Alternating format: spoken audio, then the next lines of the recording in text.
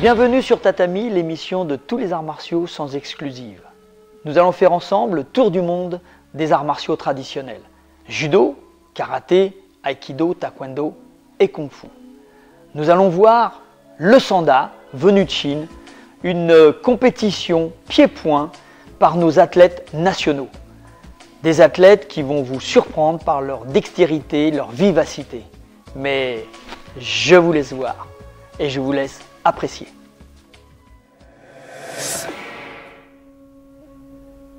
Le sanda est la forme explosive du kung-fu en compétition. Stéphane Ateli, membre de l'équipe de France, exécute quelques techniques de jambes. On utilise les pieds, les poings, mais aussi les projections que nous verrons plus tard. Rotation, placement, équilibre.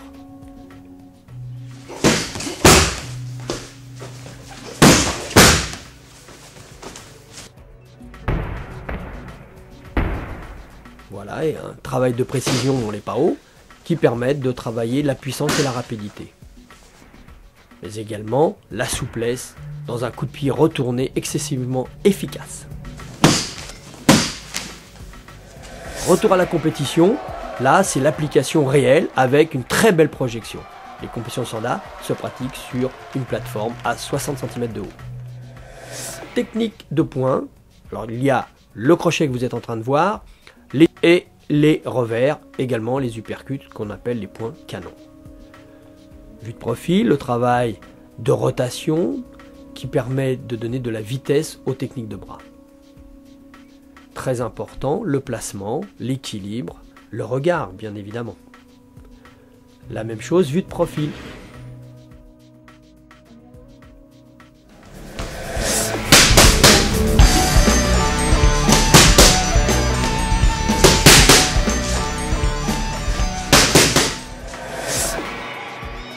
Et là, l'application en combat, toujours sur cette fameuse plateforme de sanda.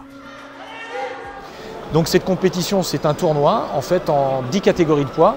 Et le roi du sanda, c'est une finale qui est en fait toutes catégories confondues, où les champions de chacune des catégories s'affrontent. Puis ensuite, il y a un tournoi en fait en élimination directe comme le K1. Et il peut y avoir quelqu'un de 70 kg qui rencontre quelqu'un de 102. Ce qui a été le cas d'ailleurs pour Eilong, qui a été champion du monde et également champion roi du sanda.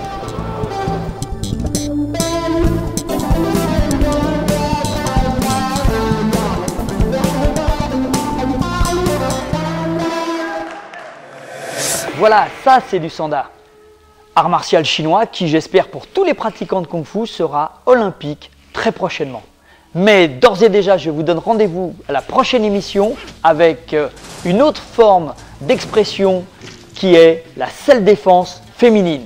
Et là, je pense, mesdames, que vous serez très surprises par l'exploit de toutes les pratiquantes de self-défense.